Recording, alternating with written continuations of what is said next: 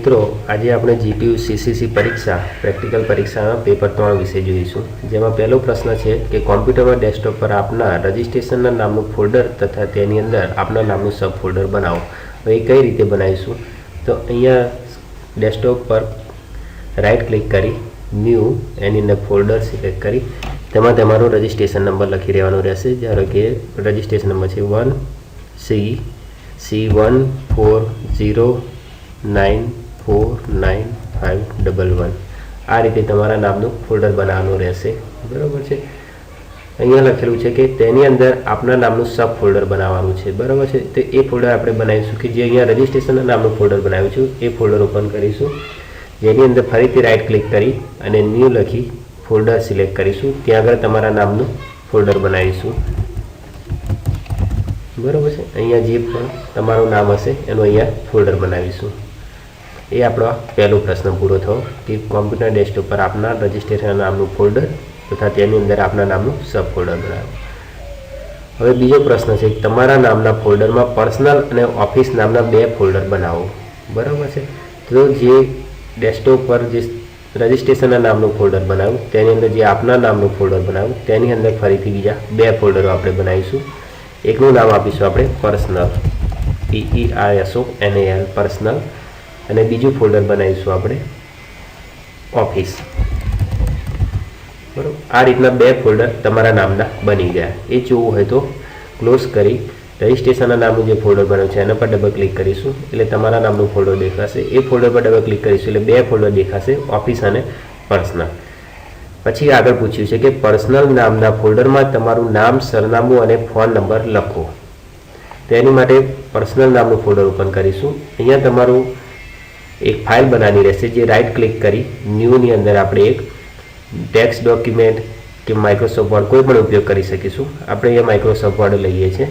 જો પરીક્ષામાં પૂછ્યું હોય કે નોટપેડથી બનાવો કે ટેક્સ્ટ ફાઇલ બનાવો તો એ પ્રમાણે ટેક્સ્ટ ફાઇલ બનાવો તો ટેક્સ્ટ ડોક્યુમેન્ટ ઉપયોગ કરીશું। એ સિવાય તમે વર્ડની અંદર પણ બનાવી શકો છો। એની પર ક્લિક કરીશું એટલે એક ફાઇલ આવી જશે। એ ફાઇલ ડબલ ક્લિક કરીશું એટલે ઓપન થશે। અહીંયા આપણે તમારું નામ લખવાનું રહેશે,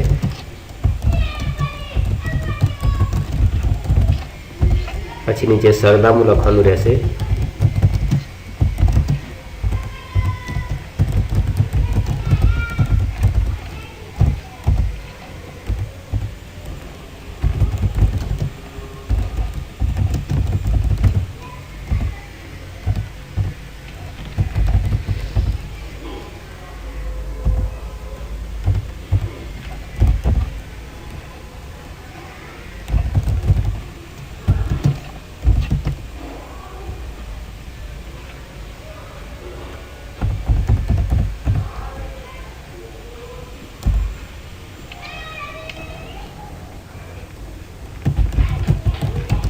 અહીંયા તમારો કોન્ટેક્ટ નંબર લખવાનો રહેશે।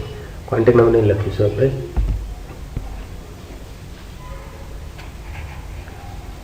CONTECT કોન્ટેક્ટ નંબર લખવાનું રહેશે, CONTECT કોન્ટેક્ટ નંબર 89898989 જે પણ તમારો નંબર હોય 10 આંકડાનો જે નંબર હોય એ રીતે લખી અને ફાઇલ પર અહીંયા સેવનું બટન હોય છે અથવા ફાઇલમાં જઈને પણ તમે સેવ કરી શકો છો, સેવ કરી દેવાનું રહેશે। એટલે આપણા પ્રશ્નનો જવાબ થયો કે પર્સનલ નામના ફોલ્ડરમાં તમારું નામ, સરનામું અને ફોન નંબર લખો, જે આપણે લખી લીધું કે નામ।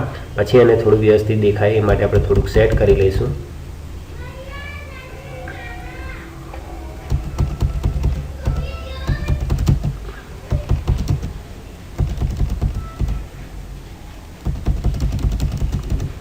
બરાબર છે। આ રીતે તમારું નામ, સરનામું અને કોન્ટેક્ટ નંબર લખી એને આપણે ફાઇલમાં જઈ અને સેવ કરી દઈશું। પછી એ ફાઇલને ક્લોઝ કરી દઈશું એટલે તમારા પર્સનલ નામના ફોલ્ડરની અંદર એક ફાઇલ બની ગઈ છે, જે ફાઇલને તમારું નામ, સરનામું અને કોન્ટેક્ટ નંબર રહેશે। એ જ રીતે એક પ્રશ્નમાં આગળ પૂછ્યું છે કે ઓફિસ નામના ફોલ્ડરમાં તમારી ઓફિસનું નામ, સરનામું અને ફોન નંબર લખો। તો એ માટે તમારે અહીંયાથી બેક આવીશું, એમાં ઓફિસ નામનું ફોલ્ડર કરીશું, ત્યાં રાઈટ ક્લિક કરીને ન્યૂ વર્ડ ફાઇલ ઓપન કરીશું, એની ફાઇલને ઓપન કરીશું। એની અંદર પણ તમે લખીશું ઓફિસ નેમ, જે પણ ધારો કે કોઈ સ્કૂલ હોય કે તમે જે પણ ડિપાર્ટમેન્ટના કામ કરતા હોય તે લખીશું। ધારો કે કોઈ સ્કૂલમાં જ સર્વિસ કરતા હોય તેમનું નામ લખીશું, સ્કૂલનું નામ લખીશું, સ્કૂલનું સરનામું લખીશું,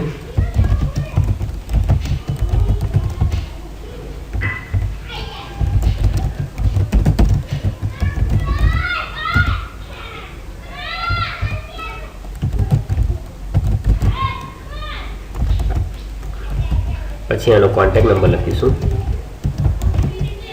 એનો જે પણ કોન્ટેક્ટ નંબર હોય તમારો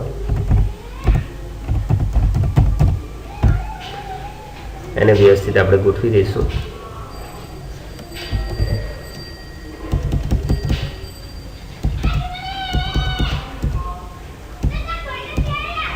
પછી એને આપણે આ લખી લઈએ. પછી ઓફિસનું નામ, ઓફિસનું સરનામું, કોન્ટેક્ટ નંબર બધી રીતે લખ્યા પછી એને ફાઇલમાં જઈને સેવ કરી દઈશું અને આ ફાઇલને ક્લોઝ કરી દઈશું. પછી ટોટલ ક્લોઝ કરીને બહાર આવતા રહીશું. એટલે આપણો પહેલો પ્રશ્ન પૂરો, આ સવાલ પૂરો થયો, જેમાં તમારા નામના ફોલ્ડરમાં પર્સનલ અને ઓફિસ નામના 2 ફોલ્ડર બનાવો. પર્સનલ નામના ફોલ્ડરમાં તમારું નામ, સરનામું અને ફોન નંબર લખો તથા ઓફિસ નામના ફોલ્ડરમાં તમારી ઓફિસનું નામ, સરનામું અને ફોન નંબર લખો. જે આપણે જોઈ લઈશું બની ગયું છે. આપણે જે તમારા રજિસ્ટ્રેશનના નામનો ફોલ્ડરની અંદર તમારા નામનું ફોલ્ડર, જેની અંદર ઓફિસ નામનું ફોલ્ડરની અંદર આ ફાઇલ ઓપન કરીશું તો જોવા મળશે તમારી ઓફિસનું નામ, સરનામું અને કોન્ટેક્ટ નંબર. તે જ રીતે અહીંથી બેક આવીને પર્સનલ નામના ફોલ્ડરમાં જઈશું અને ફાઇલ ઓપન કરીશું. જોવા મળશે કે તમારું પર્સનલ નામ, સરનામું અને કોન્ટેક્ટ નંબર. આટલું થઈ ગયા પછી આવીશું આપણે ત્રીજા પ્રશ્ન ઉપર. ત્રીજા પ્રશ્ન પૂછ્યું છે કે પેઇન્ટનો ઉપયોગ કરી 2 ત્રિકોણ દોરો. બરાબર છે. હવે પેઇન્ટ ઓપન કરવા માટે ડેસ્કટોપ ઉપર પેઇન્ટ નામનું શોર્ટકટ પણ આપેલું છે, અથવા જો ના આપેલું હોય તો અહીંયા સ્ટાર્ટ મેનુ પર ક્લિક કરી ઓલ પ્રોગ્રામની અંદર જઈ, ઓલ પ્રોગ્રામની અંદર એસેસરીઝમાં જઈ ત્યાં આગળ પેઇન્ટ નામનું હશે, ત્યાં પેઇન્ટ પર ક્લિક કરવાનું રહેશે. એટલે પેઇન્ટ નામનું આ રીતનું ખુલશે. હવે પેઇન્ટની અંદર આપણે પહેલું જોઈશું કે પેઇન્ટનો ઉપયોગ કરી 2 ત્રિકોણ દોરો. બરાબર છે. હવે જ્યારે તમે પેઇન્ટ ઓપન કરશો તો આ રીતનું આવશે, તો તેમાં હોમ ઉપર ક્લિક કરવાનું રહેશે. હોમ પર ક્લિક કર્યા પછી અહીંયા જુદા જુદા તમને આકારો જોવા મળશે. તેની અંદરથી ત્રિકોણ નામનો આકાર સિલેક્ટ કરી અને ક્લિક કરી અને આમ ખેંચવાનું રહેશે, એટલે ત્રિકોણ જેવો આકાર પડશે. એટલે આ એક ત્રિકોણ પડી ગયો. એ જ રીતે બીજો ત્રિકોણ પાડવા માટે ફરી એનું એ સિલેક્ટ કરી આ રીતે આપણે બીજો ત્રિકોણ પણ પાડીશું. પછી આગળ પૂછે છે કે તથા એક ત્રિકોણમાં પીળો અને એક ત્રિકોણમાં ભૂરો કલર પૂરો. હવે એક ત્રિકોણ જે આપણે દોરેલો છે એની અંદર આપણે પીળો કલર પૂરવાનો છે. તો એની માટે આપણે આ જે બાસ્કેટ જેવું છે ફિલ વિથ કલર એ સિલેક્ટ કરીશું. હવે એની માટે હોમમાં જઈ અને પીળો કલર પૂરવા માટે પીળો કલર સિલેક્ટ કરી અને અહીંયા ક્લિક કરીશું. એટલે એની અંદર પીળો કલર પૂરાઈ જશે. અને બીજા ત્રિકોણની અંદર ભૂરો કલર પૂરવાનો છે. ભૂરા કલર માટે ફરી પાછા હોમની અંદર જઈશું, સિલેક્ટ કરીશું. આ ફરી પાછા હોમમાં જઈશું અને ભૂરો કલર જે છે એ સિલેક્ટ કરીશું અને એની અંદર અહીંયા ક્લિક કરીશું. એટલે પીળો અને ભૂરો કલર પૂરાઈ ગયો આપણો. હવે આગળ આપણને પૂછ્યું છે કે ભૂરા ત્રિકોણમાં તમારું નામ, સરનામું અને ફોન નંબર લખો. એટલે ભૂરા ત્રિકોણની અંદર તમારું નામ, સરનામું અને ફોન નંબર લખવું છે. એ લખવા માટે અહીંયા એ કર્યું જે સિમ્બોલ છે ટેક્સ આવશે, એની પર ક્લિક કરવાનું રહેશે. એ ક્લિક કરી અને અહીંયા ક્લિક કરશો એટલે અક્ષરની સાઇઝ બહુ મોટી બતાવશે. એ સાઇઝ ઘટાડવા માટે અહીંથી 9 કે 10ની સાઇઝ આપણે કરી લઈશું અને અહીંયા ક્લિક કરીશું. અહીંયા આપણે સાઇઝ રાખીશું મીડિયમ સાઇઝ રાખીશું, 14ની સાઇઝ રાખીશું કે જેથી આપણને લખવામાં કોઈ પરેશાની ના પડે. તો અહીંયા આવું નામ લખીશું. હવે અહીંયા અક્ષર આપણને દેખાતો નથી કારણ કે ભૂરાની અંદર આપણે ભૂરા અક્ષરથી લખીએ છીએ, એટલા માટે આપણે કલર સિલેક્ટ કરી દઈશું. અહીંયાથી આપણે કલર લખીશું, કોઈ પણ પીળો કલર લખી દઈશું. તો અહીંયા તમને બતાવશે. અહીંયા સાઇઝ આપણે સિલેક્ટ કરી લઈશું.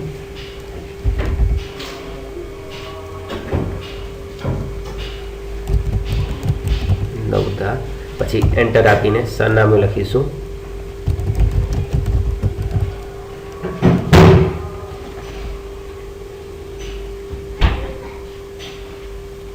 ફરી એન્ટર આપીશું. સુરત. આ રીતે એન્ટર લખી નીચે તમારો કોન્ટેક્ટ નંબર લખી દઈશું, મોબાઈલ લખીને અને અહીંયા બહાર ક્લિક કરી દઈશું. એટલે ભૂરા કલરના જે ત્રિકોણમાં છે તેમાં તમારું નામ, એડ્રેસ અને કોન્ટેક્ટ નંબર આવી જશે. હવે આ ફાઇલને તમારા ફોલ્ડરની અંદર સેવ કરવાનું રહેશે.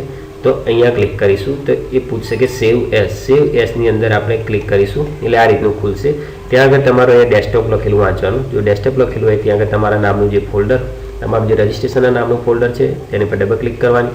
ત્યાં આગળ તમારા નામનું ફોલ્ડર છે એ નામના ફોલ્ડર પર ક્લિક કરી અને અહીંયા ફાઇલ છે તેને સેવ કરી દેવાની રહેશે અને પછી આ ફાઇલ બંધ કરે, જેથી પેઇન્ટ જે તમે બનાવ્યું એ તમારા નામમાં સેવ નામના ફોલ્ડરમાં સેવ થઈ જશે. એ જોવા માટે તમારા રજિસ્ટ્રેશનના નામનું ફોલ્ડર ઓપન કરી અહીંયા જોવા મળશે કે તમે જે અહીંયા બનાવ્યું છે ડબલ ક્લિક કરશો એટલે તમને જોવા મળી જશે કે તમે જે પેઇન્ટમાં બનાવ્યું છે એ જોવા મળી જશે.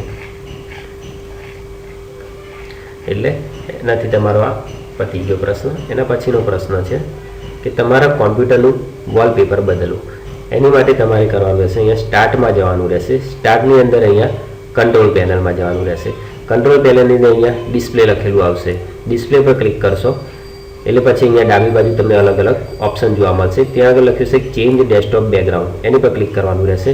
એ ડેસ્કટોપ પર ક્લિક કરવાથી તમે જે પણ કલર કે અથવા જે પણ અહીંથી બીજા કોઈ પણ પિક્ચર તમે મૂકવા માગો છો પિક્ચર મૂકી શકો છો. જે પણ તમારે વોલપેપર સેટ કરવું હોય એ વોલપેપર સેટ કરી શકો છો. એક કોઈ પણ ધારો કે મારે આ કલર સિલેક્ટ કરો તો એ કલર ઉપર ક્લિક કરી અને અહીંયા સેવ ચેન્જ કરી દેવાનું અને પછી ક્લોઝ કરીને બહાર આવતું, જેથી મારું વોલપેપરનો કલર પણ બદલાઈ જશે. આ રીતે તમે તમારું વોલપેપર પણ ચેન્જ કરી શકો છો. એના પછીનો પ્રશ્ન છે કે તમારા કોમ્પ્યુટરમાં માઇક્રોસોફ્ટ આઉટલુક કોન્ફિગર કરો. તેની માટે તમારે સ્ટાર્ટ મેનુ પર ક્લિક કરવાનું. તેની અંદર જવાનું રહેશે ઓલ પ્રોગ્રામની અંદર. ઓલ પ્રોગ્રામની અંદર તમે જશો તો માઇક્રોસોફ્ટ ઓફિસ લખેલું આવશે, એની પર ક્લિક કરવાની છે. ત્યાં ક્લિક કરશો એટલે અહીંયા તમને બતાવશે કે માઇક્રોસોફ્ટ ઓફિસ આઉટલુક. એ આઉટલુક પર ક્લિક કરશો એટલે આ રીતે આઉટલુક ખુલશે, માઇક્રોસોફ્ટ આઉટલુક ખુલશે. જેની અંદર તમારે ટૂલ્સમાં જવાનું રહેશે. ટૂલ્સની અંદર અહીંયા ઈમેલ એકાઉન્ટમાં જવાનું રહેશે. ઈમેલ એકાઉન્ટની અંદર by default add a new account લખેલું ઈમેલ એકાઉન્ટ લખેલું હશે, એ સિલેક્ટ કરી નેક્સ્ટ આપવાનું રહેશે. ત્યાં આગળ તમને 5 ઓપ્શન જોવા મળશે. તેનાથી IMAP ઓપ્શન પર સિલેક્ટ કરવાનું રહેશે. એ સિલેક્ટ કરી પછી નેક્સ્ટ કરવાનું છે. અહીંયા તમારું નામ પૂછશે, ત્યાં આગળ તમે તમારું નામ લખવાનું રહેશે. તમે કોઈ પણ નામ લખી શકો છો. એ નામ લખ્યા પછી ત્યાં ઈમેલ એડ્રેસ લખવાનું પૂછશે.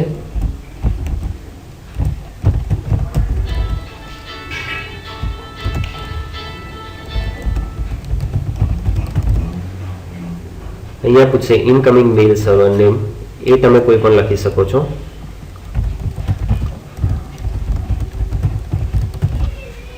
એના પછી પૂછશે આઉટગોઈંગ મેલ સર્વર નેમ,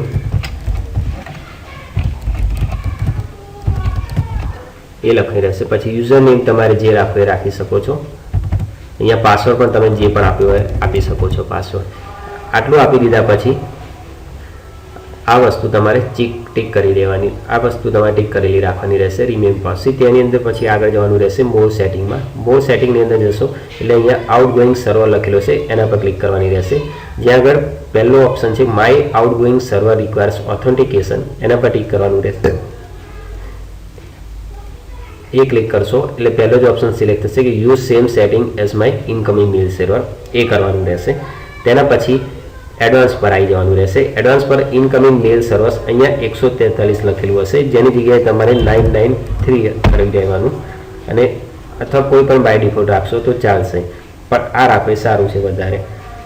અને સેકન્ડની અંદર તમારે લખવાનું 587 અને આ બંને વસ્તુ સિલેક્ટ કરી દેવાની રહેશે અને પછી ઓકે પ્રેસ કરી દેવાનું રહેશે. આટલું કર્યા પછી તમારે નેક્સ્ટ સિલેક્ટ કરવાનું રહેશે. એટલે તમારે આવશે congratulation, you have successfully entered all information required to set up your account. આ તમારું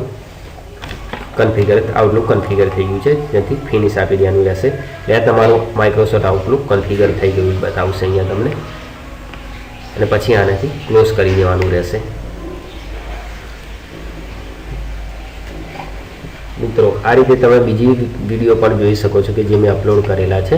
તમે બીજી સાઈડ બીજા વિડીયો પણ જે બીજા પેપરો પણ છે, આ એક પેપર જે રીતે જોયું એ રીતે બીજા પણ ઘણા બધા પેપરો પ્રેક્ટિકલની પરીક્ષાને લગતા અપલોડ કરેલા છે યુટ્યુબ પર, જે તમે જોઈ શકો છો, જે તમને પરીક્ષામાં હેલ્પફુલ થશે.